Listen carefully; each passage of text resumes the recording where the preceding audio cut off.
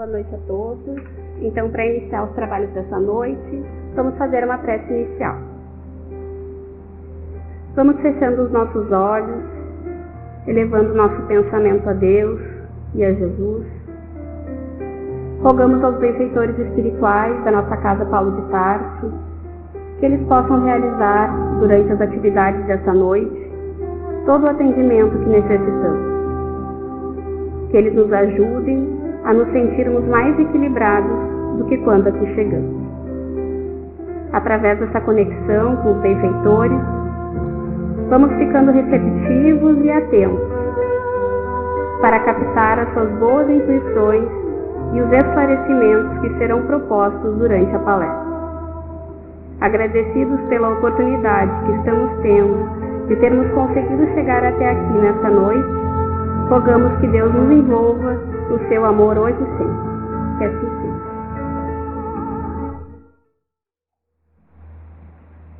Boa noite, queridos irmãos. Que a paz de Jesus nos envolva hoje e sempre. O tema da noite de hoje é um tema... Vou falar de mim, né? Para mim é um pouco difícil ainda. Ainda sou um espírito bem imperfeito e acho que é tão reconfortante a gente ler e entender. Mas na hora mesmo, às vezes, a gente fica um pouquinho mais fragilizado, na hora em que a gente tem que dar o testemunho. Mas em compensação, hoje nós já sabemos. E logo em seguida, no momento do testemunho, nós somos tomados por aquela lembrança. E aí a gente se dá conta. Não, eu não estou sozinho. Deus, eu sou filho de Deus. Eu não estou desamparado.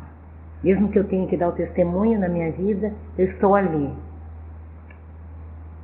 Então começamos e vamos encontrar aqui hoje, né, e entender a vida através dos ensinamentos da doutrina espírita. Todos os nossos estudos aqui na casa são baseados nos princípios do espiritismo. A existência de Deus, a imortalidade da alma, a pluralidade das existências, a pluralidade dos mundos habitados e a comunicabilidade dos espíritos. Acompanhados por duas leis, a lei de livre-arbítrio e a lei de causa e efeito. A partir dessa compreensão, nós vamos refletir essa noite sobre a lei de causa e efeito. A doutrina espírita, ela explica que tudo se encadeia no universo. Nada está solto. Nada. Tudo aquilo que a gente pensa, que acaso. Não existe acaso. Existe toda uma preparação. Nada acontece que não esteja numa sequência natural de causas e efeitos, de ação e reação. Por existir a pluralidade, né, das existências na Terra, e a nossa Terra ainda ser um mundo expiatório, as irregularidades, os desequilíbrios que se apresentam nessa distribuição de ventura e desventura entre os bons e os maus, seguem sempre a aplicação da lei de causa e efeito. A cada um será dado segundo suas obras. A felicidade, então, ou a desgraça que acompanha o espírito, nessa vida ou no plano espiritual, decorre unicamente das suas obras, daquilo que ele fez. Se agiu para o bem, será agraciado. Se agiu para o mal, sofrerá as consequências infelizes dos seus atos. No livro Entre a Terra e o Céu, do Chico Xavier, ditado por André Luiz, já fica aqui uma dica, né? Livro Entre a Terra e o Céu, do Chico Xavier, é maravilhoso, vale muito a pena. Esse é mais um que a gente não pode morrer sem ler, a gente precisa ler. O André Luiz diz assim: o Senhor nosso Deus tolera a desarmonia a fim de que, por intermédio dela mesma, dessa mesma desarmonia, se efetue o reajustamento dos espíritos que a sustentam. De vez que o mal reage sobre aqueles que o praticam, auxiliando-os.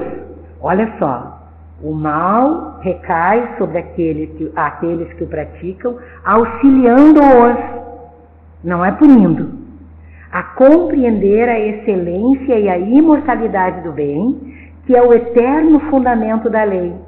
Todos somos senhores das nossas criações e ao mesmo tempo delas somos escravos infortunados ou felizes tutelados, segundo as palavras de André Luiz. Na condição espiritual, ele continua dizendo, em que ainda estamos situados, não sabemos orientar os nossos desejos para o melhor. A gente tem um desejo e a gente já quer realizar. Ah, mas eu quero, e a gente vai no ímpeto, né? A gente vai naquela força. Calma, para, pensa. Não sabemos orientar os nossos desejos para o melhor. O nosso amor é, como diz André Luiz, lindo. É insignificante migalha de luz sepultada nas trevas do nosso egoísmo. Olha, o nosso amor ainda está a caminho, a gente está aprendendo a amar. Mas já estamos aprendendo, isso é o mais importante. Antigamente a gente não sabia muito, hoje a gente já sabe. A nossa afetividade ainda está a aprender. Ainda não sabemos amar de amar. Amar, sabe, sem apego, amar permitindo, amar de amar. Esse amor que às vezes é tão difícil para a gente falar, porque a gente conhece o amor romântico, né? Ou no máximo para nós, assim, o amor mais, vamos supor assim, o mais elevado que a gente pode conhecer é o amor materno, né? O amor paterno, mas a gente ainda nem sabe muito, porque aí a gente quer o filho e a gente quer que o filho faça como a gente quer, né? O nosso amor ainda é bem pequenininho ainda, né? A gente ainda está querendo comandar algumas coisinhas. Claro que é orientar, eu sei, mas às vezes a gente quer mandar um pouquinho mais.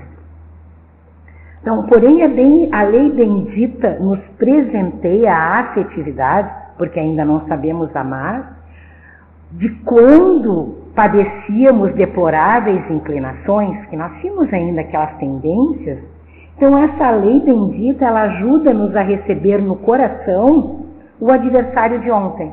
E aí nasce a Érica, coisa mais amada da mãe, nasceu cabeluda, a mãe olhou e disse, meu Deus, que amor, que coisa linda.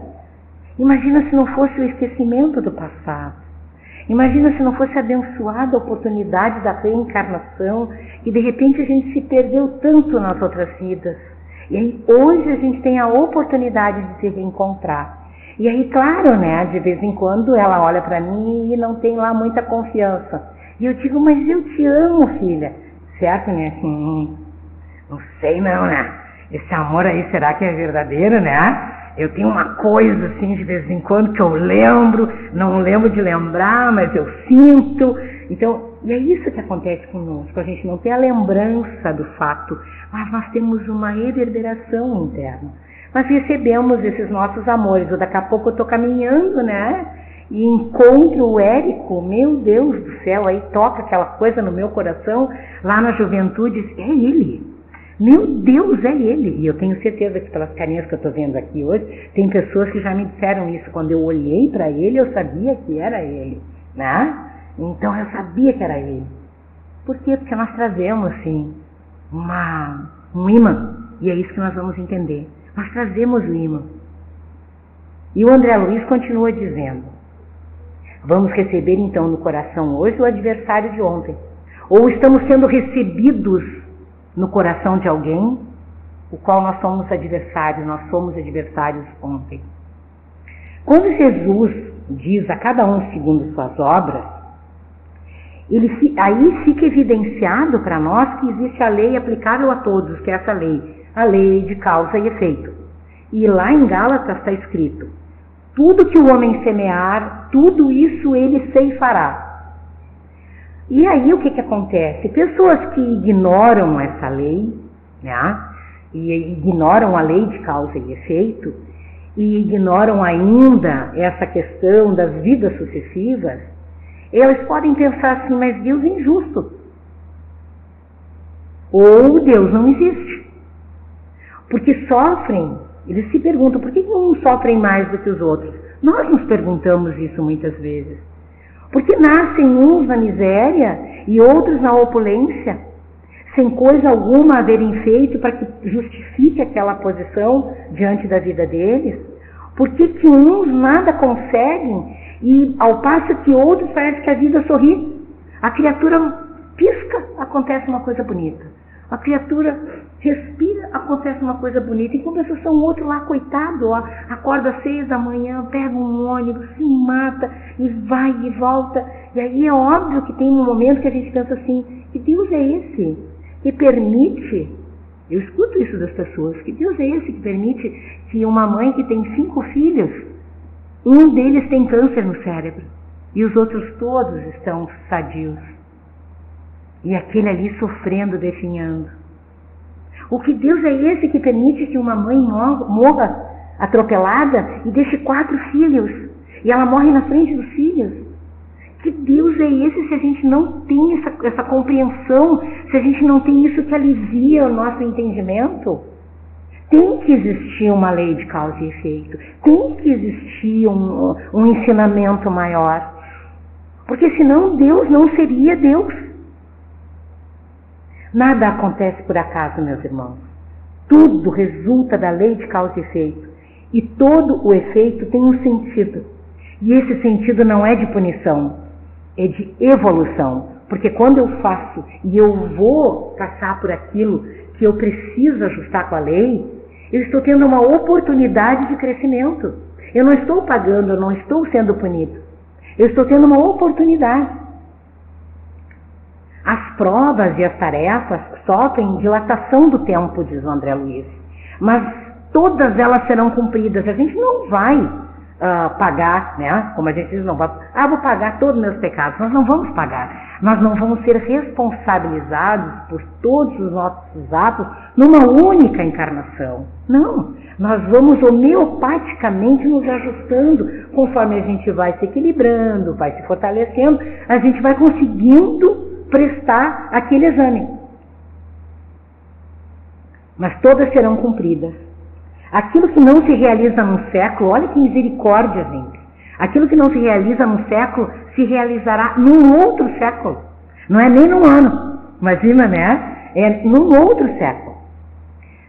No livro, outro livro do André Luiz, que também não podemos morrer, né? Desencarnar, gente, por favor.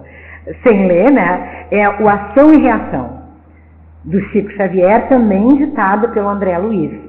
E o André Luiz diz assim: o Espiritismo revela uma concepção de justiça mais ampla. A criatura não se encontra simplesmente subordinada ao critério dos penólogos do mundo. Estamos sob o olhar da lei divina na qual está mergulhada a nossa consciência. Então, claro, quantas vezes já aconteceu isso? Que criminosos, pessoas que fazem coisas contra a lei de amor, de justiça e de caridade e que desencarnam e nada aconteceu, aparentemente saíram ilesos daqui. A nossa justiça não alcançou, mas não existe não alcançar. Não existe. Mais cedo ou mais tarde, nós vamos despertar para essa lei, porque tem essa lei. A lei de causa e efeito. Eu tive uma causa, eu vou ter um efeito naquela minha causa. E além de tudo, a minha consciência está mergulhada nessa lei. Em síntese, as nossas possibilidades de hoje se vinculam às sombras de ontem, por impositivos de atração magnética. Essa é a parte mais importante para nós. Saindo com isso daqui hoje está mais que bom. Se cria um campo energético que atrai as consequências do nosso ato. Diante de um ato, pensemos nisso. Eu estou criando aqui um campo energético magnético que vai atrair depois a mesma situação, né? Que não precisa ser da mesma maneira, mas eu vou ter que ressarcir a lei. É nas sucessivas reencarnações que a alma se despoja das suas imperfeições. Então, toda vez que eu provoco um sofrimento ao meu semelhante, eu gero em mim uma situação que me retira a liberdade. Mais cedo ou mais tarde, eu terei de me harmonizar com a lei de Deus. Portanto, se eu erro com o outro e o outro me perdoa, ele se liberta. Mas eu continuo vinculado com a necessidade de me reharmonizar com a lei, que é de amor e é de justiça. Então, quando a tragédia encontra a criatura, é a lei de causa e efeito que se cumpriu. As tragédias, os acidentes, propiciam a harmonização com a lei do amor. E eu vou dizer para vocês, eu estava estudando para a palestra e fui fazer um atendimento. E a pessoa me contou uma tragédia que eu não sabia se eu pensava ou se eu chorava. E aí eu fui de novo ler, eu fui de novo pensar. E eu sei, e eu consegui dizer para a pessoa, olha, neste momento, a tragédia ela é muito difícil. Seja com quem for, o nosso filho, a nossa mãe, o nosso marido, conosco, a gente tem a certeza que não é injustiça. É a lei de amor em busca de harmonização dos nossos atos com essa lei. É uma oportunidade que nós estamos tendo. Apesar de ainda sermos, eu falo por mim e pelo meu mentor, quando eu digo ainda sermos, né? Eu e o meu mentor, não sei vocês, mas nós somos ainda muito limitados. Mas a gente estuda para ser um pouquinho melhor. A gente faz prece para ser um pouquinho melhor. Porque é muito difícil passar pelas experiências, principalmente pelas catástrofes, pelas tragédias. Que não existe tragédia. E nós vamos entender um pouquinho mais agora. Vou lançar mão de uma exposição do Haroldo Dutra, onde ele dá uma explicação. Ele faz assim uma analogia. Ele diz assim, ó, cada ato que nós temos é como uma fotografia. Cada fotografia tirada fica registrada, não é assim? Antigamente era registrada, a gente até falou. Hoje em dia está lá na nuvem, né? Mas está registrado, pode ter certeza. Se tiver a senha, acessa, né? E o plano espiritual tem todas as nossas senhas, podem ter certeza. Não vamos ter dúvida, né? Então, nessa analogia, o espírito é o fotógrafo de cada gesto de bondade ou de maldade, de equilíbrio ou de desequilíbrio. Cada emoção luminosa ou sombria fica gravada, registrada, fotografada no nosso inconsciente profundo, no nosso perispírito. Estes registros são um imã. Durante séculos nós acreditávamos que Deus punia, castigava, julgava. Não. Deus é amor. A única coisa que Ele quer é ver os seus filhos mergulhados, as suas criaturas mergulhadas no amor. Cada um é responsável por si, pela sua máquina e pelas fotografias que tirou. Quando desencarnamos, nós levamos registrado no perispírito, nesse inconsciente profundo, o nosso álbum. Ou a gente leva o pendrive, ou a gente tem essa questão, né, lá da nuvem, tá lá. A nossa obra todinha confeccionada na Terra. O nosso, antigamente, não sei se a gente diz isso ainda hoje em dia, o nosso portfólio. Quem conhece essa área, de repente, vai me dizer se eu estou ultrapassado ou não, né? Mas antigamente a gente fazia um portfólio e levava. Então, o nosso portfólio. Cada fotografia é uma força. Cada fotografia, cada ato é uma força que a gente incorporou na nossa existência espiritual. A cada um segundo suas obras. Vou dar um exemplo, para a gente poder entender mais mastigadamente. A Nalu, numa outra vida, tomou um revólver, né? Pegou um revólver, matou o Érico e aproveitou e deixou a sogra morrer de fome. Imagina essa situação. Parece até uma brincadeira, mas isso acontece. Isso acontece. Ela fotografou aquela cena tenebrosa que ficará incorporada ao seu perispírito, ao seu inconsciente profundo, por um mecanismo absolutamente sábio da lei divina. A partir deste momento, a Nalu passa a emitir ondas de violência e de assassinato. Onde ela estiver, onde a Nalu estiver, a Nalu vai respirar violência. A Nalu vai respirar homicídio. Assim ocorre, por exemplo, com aqueles também que lesaram financeiramente outros. Eu só estou dando 2 exemplos simples, mas tudo que a gente fizer que vai contra a lei de amor e de justiça fica gravado conosco. E a gente carrega esse imã. E essa é a nossa encarnação determinante, que a gente não vai mais criar imã para nós. De uma vez por todas, a gente vai mudar nosso estilo de fotografia, né? Então, assim, aqueles que lesaram emitem onda de lesa. E o Haroldo fala disso, assim, achei muito interessante, que ele diz assim, pode ter 70 carros aqui na frente. 70 carros estacionados.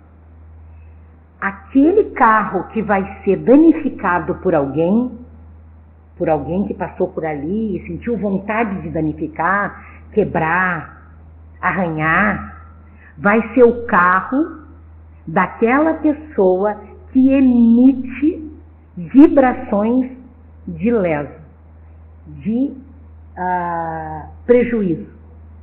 Aí a gente, puxa vida, na luz direitinha, ela vai no centro espírita, chega lá direitinho na hora, e quando sai, tem um arranhão no carro. É acaso? É perseguição? Não, é a lei de causa e efeito se cumprindo num detalhe tão pequenininho.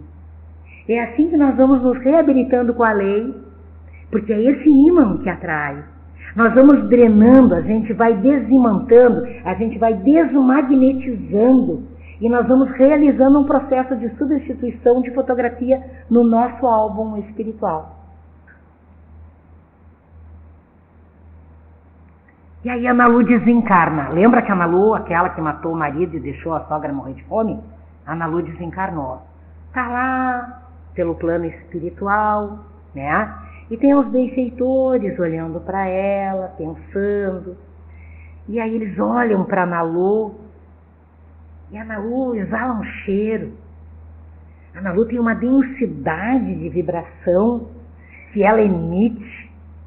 Eles olham para ela, vão se aproximando, e vão dizendo, boa tarde, querida amiga, minha irmã, como é que tá? Eles vão chegando de leve, né? Aí a Malu olha para eles, boa tarde. Aí eles dizem assim, minha irmã, tu matou teu marido, né? E a Malu já vai, a Malu não tinha sido presa, ninguém sabia. Ela tinha conseguido esconder aquilo ali. Tu matou teu marido. E tu sabe que nós também sabemos que a tua sogra morreu de fome por conta dos teus maus cuidados. E aí tudo isso ficou gravado por aí, né? Aí eles dizem, como uma fotografia. E aí vão conversando com a Nalu vai ficando com vergonha. A Nalu vai sendo tocada, vai caindo na consciência e vai dizendo como é que está acontecendo. E aí a Nalu cai em si. A Nalu morre de vergonha do que fez. E aí ela eu não quero mais isso para mim, por favor. Eu não quero mais viver com esse mal-estar, eu não quero mais essa sensação ruim. Por favor, eu quero lavar minha alma. Aí eles dizem assim, olha minha irmã, é muito simples. Vamos te mergulhar num vaso milagroso, uma espécie de carvão que sugará as suas imperfeições. E a Ana Lu diz, né, que não é boba, chega e diz, não estou dentro, é isso que eu quero, né, eu quero resolver isso de uma vez. Aí, olha, tu vais reencarnar, esse vaso abençoado é o corpo, ele é responsável por filtrar as desordens acumuladas pelo mau uso do nosso livre-arbítrio. Isso acontece com todo mundo. Aí a Ana Lu reencarna. Mas a Ana Lu ainda carrega a sua alma doente. Pois toda a psicogênese, seja ela doença física ou mental, ela é do espírito. Nós trazemos a nossa marca, as fotografias, e a gente carrega o quê? O ímã. A gente está ali imantado dos nossos atos. Aí a Ana Lu está viajando um final de semana com mais alguns amigos. E aí a Ana Lu capota o carro 15 vezes. Não ia capotar só 3 vezes, né? Eu capotei 15 vezes. Aí capotei 15 vezes o carro. 5 pessoas que estavam junto comigo, dentro do carro, todas elas saem mais ou menos bem, nenhuma com gravidade. Só a Ana Lu desencarnou. Por quê? Porque só ela tinha o ímã da lei de causa e efeito. Espetacular mecanismo que se cumpriu, libertando a Ana Lu, reabilitando a Ana Lu com a lei de harmonia. Ou também um outro exemplo. Há 15 pessoas passando na avenida. Só uma é vítima de bala perdida. É coincidência? Não. Não há processo de absoluta coincidência. Há um processo de absoluta sintonia, onde a lei de causa e efeito por atração, encontra e se cumpre no sentido de realizar a redenção e a harmonização do ser. Mas então e quem atirou, né? E quem pegou o gatilho e iniciou o seu ciclo de efeitos sobre a direção da lei de causa e efeito? Deus sempre utiliza o mal para transformar em bem. Deus não pune, Deus não julga, Deus não nos exclui. Ele quer a inclusão, Ele quer o amor, Ele quer o alívio, Ele quer a renovação de cada um de nós. Porque Ele é o nosso Criador e Ele sabe que nós somos imperfeitos, que nós temos as nossas dificuldades. Então tudo isso entra como atenuante. Mas nós também precisamos entender que hoje nós já estamos um pouquinho melhores e que nós já estamos num momento de também criar uns agravantes. Então não vamos criar esses agravantes. Para encerrar então o nosso encontro, o resumo do nosso estudo dessa noite é assim: quando nós alteramos a lei divina de harmonia e amor com os nossos atos enlouquecidos, nós registramos todos no perispírito, no inconsciente profundo, e esse registro funciona como um ímã, como a gente já falou, atraindo o cumprimento da necessária e amorosa lei do amor, a lei da justiça, a lei do equilíbrio, a lei do amparo, que nos ensina e não nos pune, nos acolhe como uma professora dedicada, cuidadosa. E se optarmos então, pelo ensinamento de Jesus, lembrando, que o amor cobra a multidão dos nossos pecados, então todo aquele que chegar na nossa porta será visto como oportunidade da recuperação dos nossos registros. A lei é de amor, a lei é de justiça, não é de punição. É a oportunidade que nós estamos tendo para conseguir refazer o nosso caminho em direção à evolução, porque a gente se perdeu um pouquinho. Aí agora a gente está seguindo e se reorganizando. Que tenhamos a coragem, a fé, a esperança dentro do nosso coração na hora em que nós tivermos que dar o nosso testemunho, porque esse é o único caminho para a nossa evolução, porque nós jamais estamos sozinhos. Nossos mentores estão ao nosso lado, nosso anjo da guarda, nossos amigos espirituais, nos amparando em todo o momento de testemunho. Com certeza que os bons espíritos estão nos ajudando, nos amparando. Eu agradeço a oportunidade da vida, dessa abençoada doutrina no nosso caminho, desse momento ímpar nas nossas vidas, porque é tão bom esse momento. Estamos todos conectados na lei de Deus e de amor. Que assim seja.